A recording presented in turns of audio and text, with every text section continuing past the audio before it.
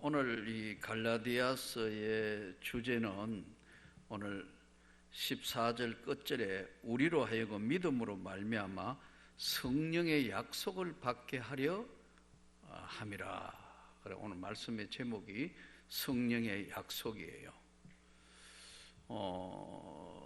대부분 이제 예수 그리스도를 오래 믿었던 사람들 또는 대를 이어 믿었던 사람들, 주로 모태신앙들이 성령의 불을 받는 그런 경우는 참 드물어요.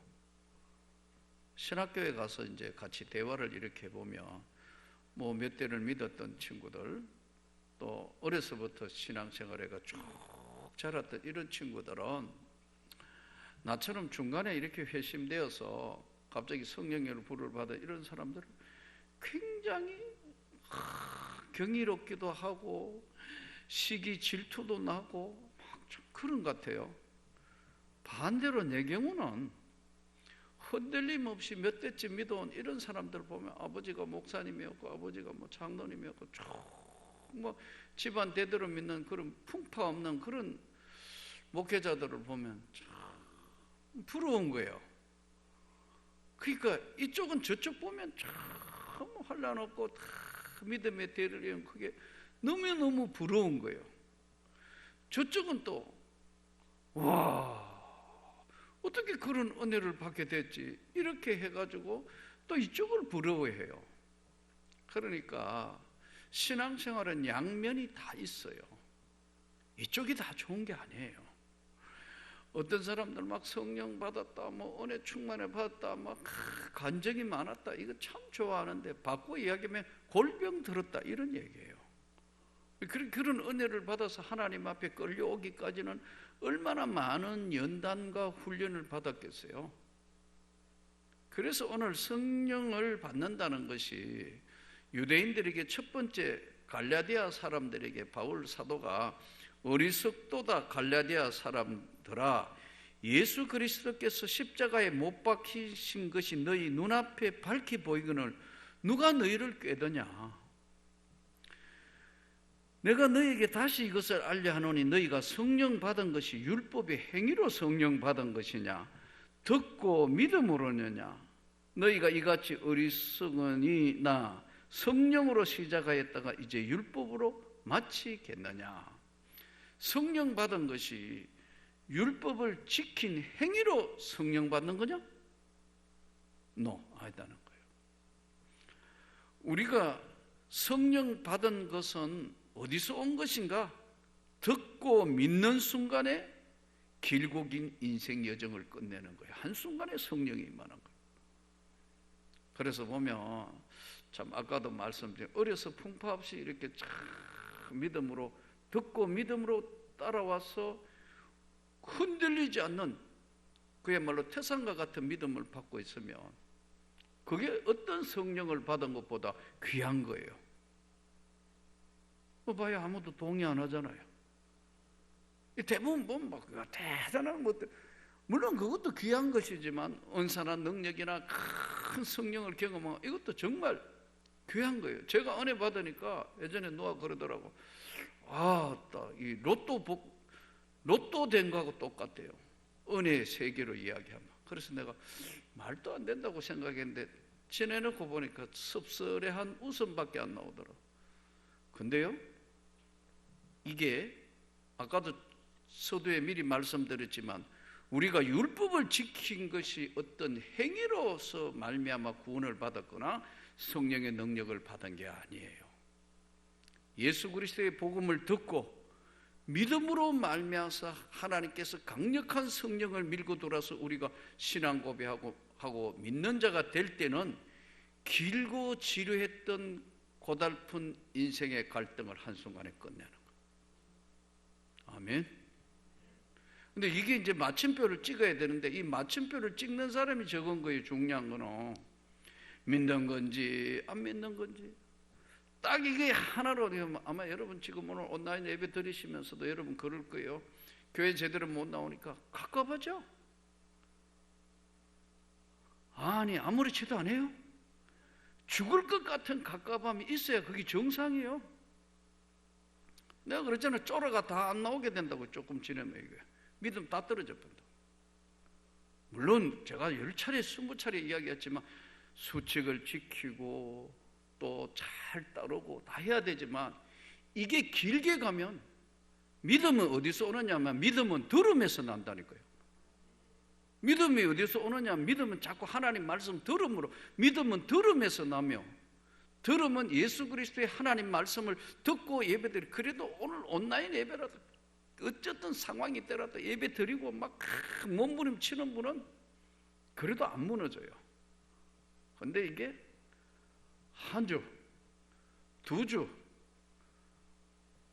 이게 끔찍한 얘기지만 한 5, 6개월 갔다 어떻게 될까요? 믿음 다 떨어지고 없다. 믿음이라는 것은 들음에서 난다는 거예요. 이 성령을 받은 것이 어디서 온 거냐? 내가 뭘 해가 율법을 지켜가 성령 받은 것이 행위로냐? 아니라는 거예요. 듣고 믿음으로 말미암아 길고 긴 인생살이에, 고달픈 인생살이에 살아왔던 모든 방황과 갈등을 성령을 받음으로, 구원을 받음으로, 은혜를 입음으로 종결되는 거예요. 이 종결에 확실한 사람은 절대로 불신결혼 안 해요. 죽어도 할 수가 없어요. 구원받지 않은 사람들하고 살 수가 없다고. 이게 그 믿음이 없을 때 세상 말로 어중빙빙 할 때, 예? 예뻐 보인다고. 저 여자 괜찮은데 아직 그 믿음 없으면 어때? 뭐 믿음 하나도 없고 다 까먹었을 때, 습관적으로 교회 나왔을 때 뭐, 야, 저 남자 참 괜찮은데 아직 그 믿음 없으면 어때? 내가 저 집에 가가 구원하고 뭐 다 하지. 들거덕 한다. 이게요, 믿음은 바로 세상과 바꿀 수 없는 게 믿음이에요.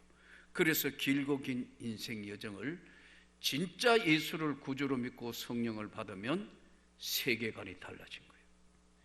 인생관이 달라진 거예요. 삶의 가치관이 달라진 거예요. 오늘 친구가 전화가 왔어. 별일 없냐? 이렇게 뭐 안 믿는 친구니까. 그래. 투표하고 나니 더 스트레스를 받는데. 그래? 왜? 했더니 알잖아 그러더라고. 너가 원하는 대로 안 돼 그런 거냐? 그랬더니 뭐 그러더라고. 그래서 내가 웃으며 그랬어요. 세상 권력은 인생 무상이야. 지나가는 나라의 한 과정일 뿐이야. 잠시 누릴 영광을 위하여 목숨을 걸고 이거 선거하고 이거 지키려 하는데 주 예수를 믿어라. 영원한 세계에 주시는 아버지의 영광의 세계로 인도함 받아야 한다. 교회 나가려고 그러더라고요. 그래, 이제 진짜 한번 교회 생활을 한번 해보라. 근데 사실 신앙생활을 하면서, 예? 우리가 이렇게 진짜 예수 그리스도를 위하여 목숨을 걸고 몸부림치는 신앙이라면 하나님이 왜 기억을 안 하시겠나? 근데 일반적으로 보세요. 신앙생활을 어떻게 하시는가? 참 뭐 주일날 교회 안 나오면 좀 찝찝하고 답답하고 뭐 이 정도냐? 아니면 정말 나는 신앙에 목숨을 걸고 신앙을 지켜야 할 것이냐? 이게 지금 이 시대에는 한 번도, 제가 목회를 하면서 참 지나온 걸 이래 보니까 참 평안한 시대의 목회를 이제 거의 마무리해 갈 때가 돼간다. 근데 앞전 시대에 가면 일제시대 때, 예? 예수 믿는다고 신사 참배해가 순교하느냐 죽느냐 사느냐 하는 거 있었고, 6.25 전쟁 때 난리통에는 목숨을 걸고 어떻게 신앙을 지켜야 되느냐 안 지켜야 되느냐, 이런 문제. 저 북쪽에는, 예? 지금도 예수 믿거나 성경을 소유하면 죽인단 말이에요. 예. 도전이 없던 시대였는데 작은 도전이지만 이 코로나 바이러스가 이 시대에 한번 우리 목회자에게 크나큰 경종을 울린 것이다, 그런 생각이 들어요. 우리가 애쓰고 힘쓰는 것이 뭐냐? 하나님의 영광이 아닌가? 성령의 약속은 하나님의 영광이거든요. 이 성령의 약속은 요약하면 세 가지예요. 성령의 약속은 첫 번째는 하나님의 영광이에요. 성령의 약속의 두 번째는 뭐냐면 하나님의 은혜예요. 끝까지 보호하신다는 거예요, 하나님이. 믿습니까? 성령의 약속은 첫째는 하나님의 영광이고 두 번째는 하나님의 은혜예요. 마땅히 죽어 꺼지지 않는 지옥불에 가야 될 인생을 하나님의 절대 주권으로 우리를 믿게 하시고 구원을 주시며 버리지 아니하신다고 약속하신 것이 하나님의 은혜란 말이에요. 그래서 바울이 그러잖아요. 나의 나된 건 다 하나님의 은혜로 되어진 것이라고. 성령의 약속이 첫째는 하나님의 영광이고 두 번째는 하나님 은혜고 세 번째는 영생 구원의 약속이에요.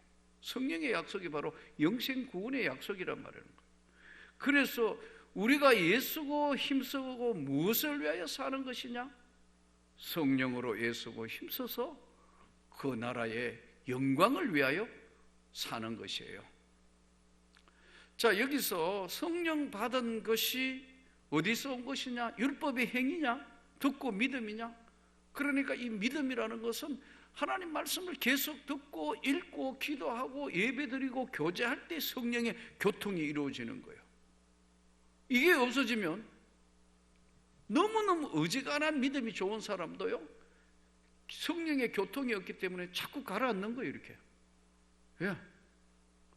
그래서 이 신기해요. 은혜 받고 믿음이 성령이 충만하면 주일 예배, 주일 오후 예배, 뭐 어떤 사람은 1부 예배, 2부 예배, 3부 예배, 4부 예배 4번씩 예배 드리고 수요 예배 오고 금요 기도하고 모자라니까 새벽 기도 오고 그것도 모자라니까 교회 혼자 기도하러 오고 이렇게 된다고. 믿음이 떨어질 때는 처음부터 주일 빼먹는 게 아니에요. 금요 기도에 안 나와? 수요 예배 없어졌어? 오후 예배 안 보여? 주일날 보이다가 안 보이다가 그리 사라지는 거예요. 점점점 없어진다고. 믿음이라는 게 그런 거예요. 한순간에 큰 시험 들지 않은 이상 한순간에 딱 자르듯이 믿음이 없어지는 게 아니에요. 믿음은 들음에서 나는 거니까. 이 성령의 약속이 우리 안에 계속해서 확대 재생산되기를 축복합니다. 두 번째, 이제 오늘 14절까지에 그러면 하나님이 아브라함의 6절을 보십시오. 아브라함이 하나님을 믿음에 그것을 그에게 의로 정하셨다 함과 같으니라. 그런즉 믿음으로 말미암은 자들은 아브라함의 자손인 줄 알지어다. 아브라함이 하나님 앞에 의로운 자라고 인정받은 것이 뭐냐? 행위로 된 거냐? 아니라는 거예요. 아브라함이 믿으니까 하나님이 그것을 의로 여기셨다. 그 예를 들면서 창세기 12장 1절에 보면 너는 본토와 아비 집을 떠나 내가 너에게 지시할 땅으로 가라. 하나님이 아브라함에게 이야기하셨어요. 갈대아 우르라는 지역이거든요. 그러니까 너는 너의 아비와 본토 집을 떠나 내가 너에게 지시할 땅으로 가라는 간단한 이야기지만 갈대아 우르를 떠날 때에 우상이 우글우글한 동네에 하나님의 말씀대로 떠날 때에 보통 결단을 하고 떠나겠냐고. 예? 본토와 친척 아비 집을 떠나는데 그 당시의 삶은 오늘날 삶처럼 뭐 회사 취직 가는 것도 아니고 뭐 비행기 타고 어디 가는 것도 아니고 기나긴 인생 여정에 모든 걸 가족과 단절하고 떠나야 되는데 갈대아 우르를 떠나 본토 아비 집을 떠나 내가 너에게 지시할 땅으로 가라. 근데 이게 이제 창세기 12장에 마침표가 하나 나오는데 이렇게 나와 있어요. 마침내 가나안 땅에 들어갔더라. 마침내. 이 마침내라는 말이 모든 걸 포함하고 있는 거예요. 수많은 연단, 훈련, 고난. 예? 꽤 괜찮게 살았는데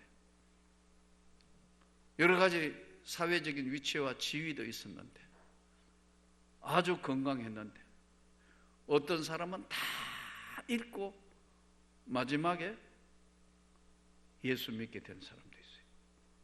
너무나 혹독한 대가를 지불을 한 거예요. 그런 경우에 마침내 들어갔다 이거. 그러니까 믿은 것을 의로 여겼다는 거예요. 본토 아비 집을 떠나 마침내 들어가게 되는 과다한 결단으로 인해서 단절하는 거예요. 예. 한국 교회에서 안에는 그런 인물들이 꽤 있죠. 김익두 목사, 예? 이기풍 목사, 길선주 목사, 이런 사람들 상투 자르고, 예? 신학교 갔을 때 그 집안이 난리가 안 났겠어요? 그 집안 자체가 난리가 안 났겠냐고요. 내가 신학교 갈 때도 교장선생이 멀쩡한 게 신학교 간다고 난리던데, 이 지금 130년 전에 이 사람들 신학교 갔을 때 난리가 안 났겠어요? 집안에, 예? 조선 천지에. 마침내 들어갔다. 결단. 이 의는 뭐냐면 믿음에 믿고 그것을 의로 여겼다는 건 결단을 이야기하는 거예요. 두 번째, 의로 여긴 예를 성경이 이야기하면서 창세기 22장에 보면 아브라함이 수많은 연단과 고난 가운데 100세에 낳은 자식 이삭을 바쳐라. 하나님 모르시고 바치라 그러시지 않을 텐데 바쳐라. 그래서 모리아 산으로 이삭을 끌고 가가지고, 예? 이제 번제로 바치려는데 아버지 나무를 치고 이제 번제로 하려고 가니까 나무도 가져가고 다 준비됐는데 번제할 양은 어딥니까? 너가 번제다. 너가 제물이야. 그렇게 얘기할 수가 없으니까 하나님께서 다 준비하셨으리라. 할 말이 없으니까.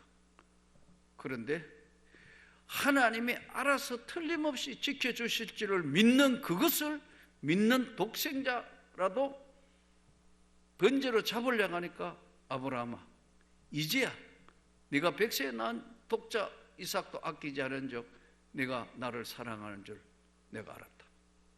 하나님이 몰라서 그랬을까요? 이걸 테스트라고 그러잖아요. 예? 믿음의 의로 여기, 믿음은 반드시 뭐냐면 행함으로 증명되는 거예요. 그러니까 믿음이 있다 없다 말할, 저 사람이 믿음이 진짜 있나 없나, 그걸 믿음이 눈에 안 보이는데 어떻게 구분하느냐요. 믿음이 있는 사람은 믿음의 말을 해요. 믿음의 행동을 해요. 믿음의 본을 보이는 거예요. 반대로 이야기하면 그 사람 믿음 이야기 말은 많이 떠드는데 행함이 없는 믿음이 죽은 거예요. 그것이 바로 오늘 의로 여겼다는 것으로 지금 설명을 하고 있어요. 그러면서 이제 11절 한번 보세요. 11절 같이 다시 한번 읽습니다. 중요한 기절이니까요. 또 하나님 앞에서 아무도 율법으로 말미암아 의롭게 되지 못할 것이 분명하나니 이는 의인은 믿음으로 말미암아 살리라 하였습니다. 1차 결론이 뭐냐면 진짜 하나님의 사람 의인은 믿음으로 산다. 아브라함하고 똑같아진다. 이걸 동일 적용이라 그래요. 한번 따라합시다. 동일 적용. 아브라함만 그런 게 아니고 너도 똑같다는 거야. 네가 진짜 믿으면 하나님 영광을 보는 거다. 동일 적용이라. 성경에 아브라함 이야기하면서 오늘 저와 여러분에게도 믿으면 너가 하나님 앞에 의로운 자가 된다는 거. 믿습니까? 이걸 동일 적용이라는데, 동일. 똑같이 적용한다 이거예요. 아브라함에게 적용한 법이 하나님이 우리에게 또 동일하게 적용하신다는 거예요. 자, 이제 15절부터 29절까지 두 번째 이제 우리가 같이 하나님 말씀을 봉독하겠습니다. 형제들아, 내가 사람의 예대로 말하노니 사람의 언약이라도 정한 후에는 아무도 폐하거나 더하거나 하지 못하느니라. 이 약속들은 아브라함과 그 자손에게 말씀하신 것인데 여럿을 가리켜 그 자손들이라 하지 아니하시고 오직 한 사람을 가리켜 내 자손이라 하셨으니 곧 그리스도라. 내가 이것을 말하노니 하나님께서 미리 정하신 언약을 430년 후에 생긴 율법이 폐기하지 못하고 그 약속을 헛되게 하지 못하리라. 만일 그 유업이 율법에서 난 것이면 약속에서 난 것이 아니리라. 그러나 하나님이 약속으로 말미암아 아브라함에게 주신 것이라. 그런즉 율법은 무엇이냐? 범법함으로 더하여진 것이라. 천사들을 통하여 한 중보자의 손으로 베푸신 것인데 약속하신 자손이 오시기까지 있을 것이라. 그 중보자는 한 편만 위한 자가 아니나 하나님은 한 분이시니라. 그러면 율법이 하나님의 약속들과 반대되는 것이냐? 결코 그럴 수 없느니라. 만일 능히 살게 하는 율법을 주셨더라면 의가 반드시 율법으로 말미암았으리라. 그러나 성경이 모든 것을 제 아래 가두었으니 이는 예수 그리스도를 믿음으로 말미암아 약속을 믿는 자들에게 주려 함이라. 믿음이 오기 전에 우리는 율법 아래에 매인 바 되고 계시될 믿음의 때까지 갇혔느니라. 이같이 율법이 우리를 그리스도께로 인도하는 초등교사가 되어 우리로 하여금 믿음으로 말미암아 의롭다함을 얻게 하려 함이라. 믿음이 온 후로는 우리가 초등교사 아래 있지 아니하도다. 너희가 다 믿음으로 그리스도 예수 안에서 하나님의 아들이 되었으니 누구든지 그리스도와 합하기 위하여 세례를 받은 자는 그리스도로 옷 입었느니라. 너희는 유대인이나 헬라인이나 종이나 자유인이나 남자나 여자나 다 그리스도 예수 안에서 하나이니라. 너희가 그리스도의 것이면 곧 아브라함의 자손이요 약속들의 유업을 이을 자니라. 자, 1단계는 성령 받은 것이 율법의 행위냐 믿음이냐, 아브라함의 의에 대해서 설명을 했어요.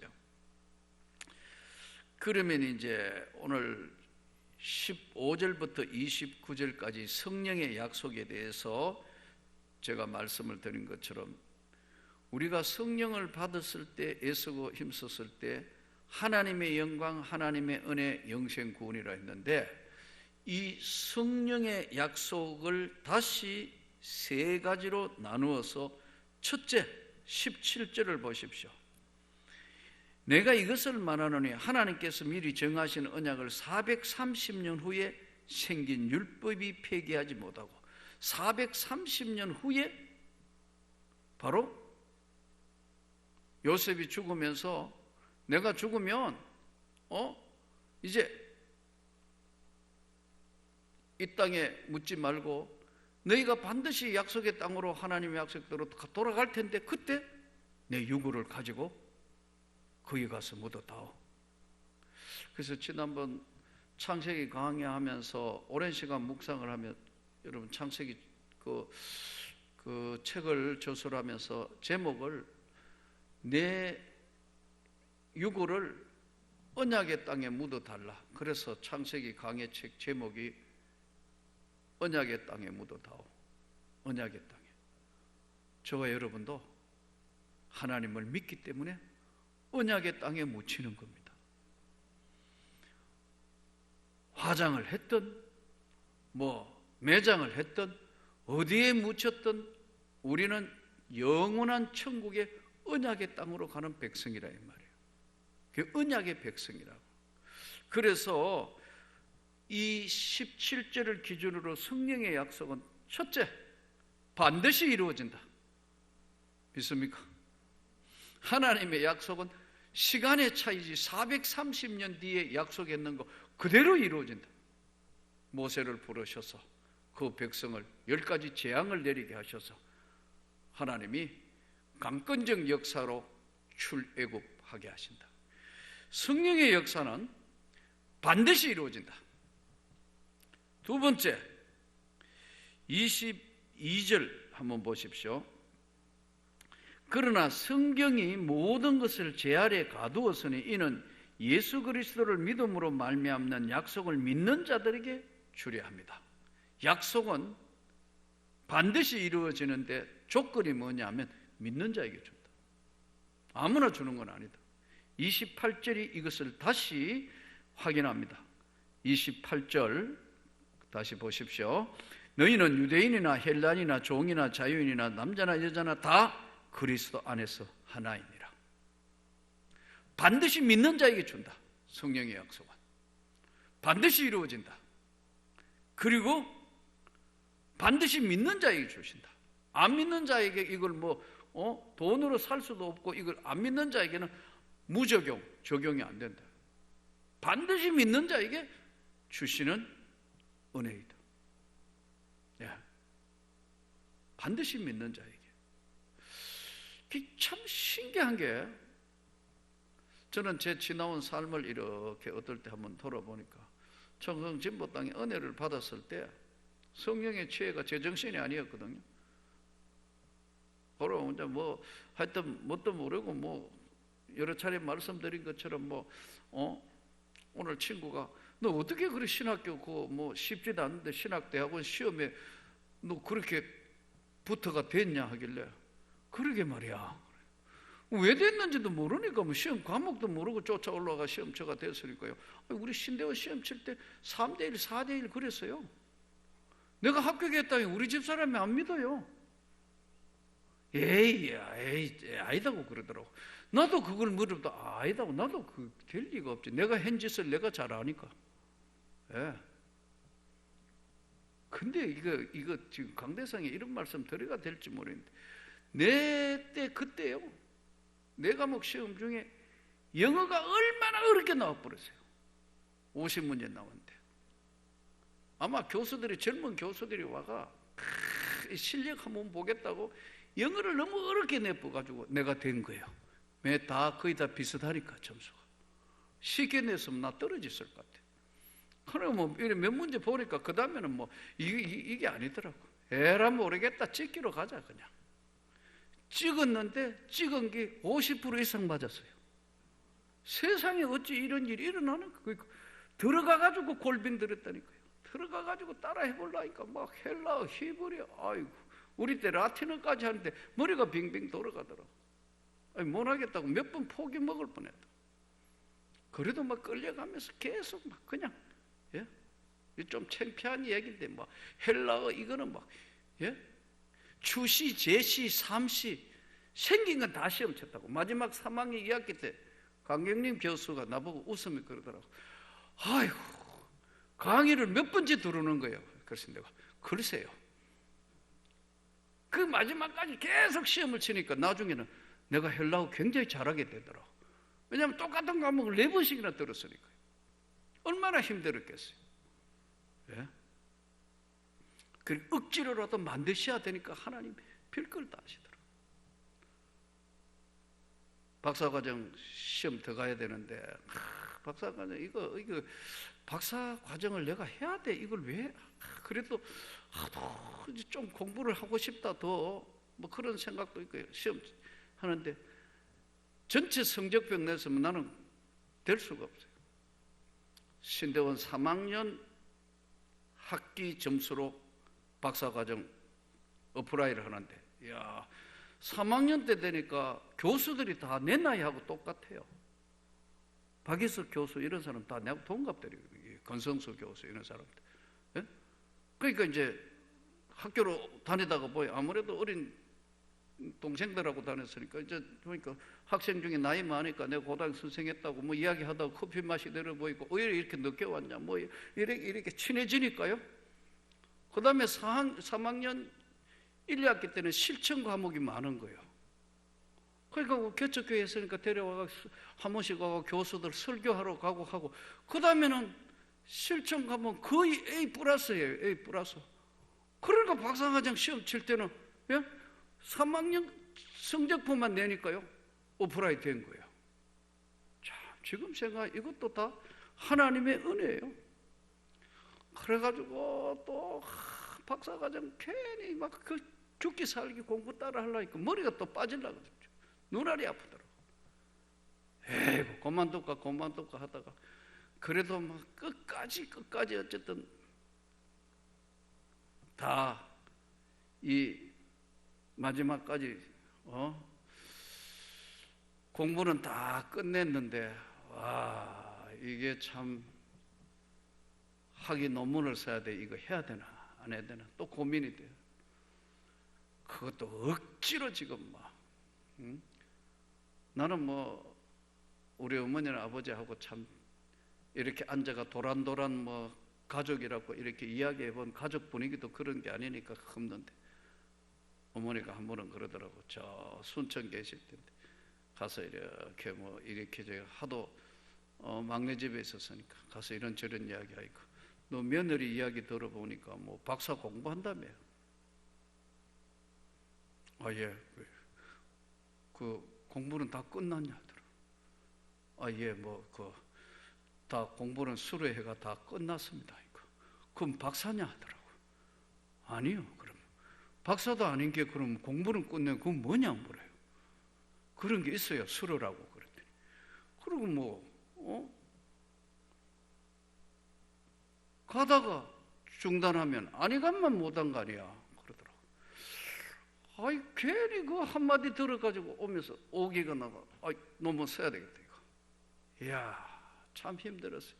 어제도 우리 전영민 목사가 내한테 전화 왔던데 전 목사가 참 많이 도와줬어. 우리 부교육자들한테 내가 오픈해가 나 도와다오. 아이고 논문 마지막 어플라이가 리폼드 테올로지 박사학위가 그게 쉬운 게 아닙니다 여러분.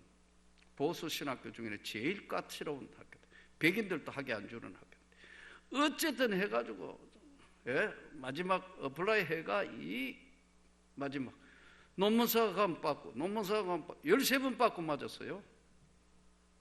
나중에는 이제 오기가 나가지고 내가 교수님 보고 그대로 계시면 내가 일주일에 한 번씩 찾아갈 테니까 자기 바빠 안 된다더라고. 왜 안 되냐고. 끝까지 해가 이야 학위 받고 난 데는 아이고 학위 받고 난 데는 너무나 맥이 빠져가 이렇게 고생해가면 괜히 쓸데없는 거 해가지고 아무 짝에도 쓸데없는 거 목회하는데 에너지를 다 빼고 이건 왜 했는지 모르겠다 했는데 하나님은 다 미리 하게 하시고 2012년도부터 17년까지 총신신대원 교수였다. 여러분 총신신대원 교수를 우습게 하는데 여러분 대단한 거예요. 진짜예요. 신학대학원 교수를 했다고요. 보건이 내가 가르쳤잖아요. 우리 상지국 목사 내가 가르쳤어요. 실천신학, 교회 개척과 교회 성장. 제가 왜 이 말씀을 드렸냐 하면요, 하나님의 약속은 틀림이 없더라고. 내가 은혜 받았을 때 하나님 그러시더라고. 너는 많은 곳에 다니며 네가 만난 나를 증거하게 될 거다. 그리고 네가 마음껏 가르칠 수 있도록 길을 열 거다.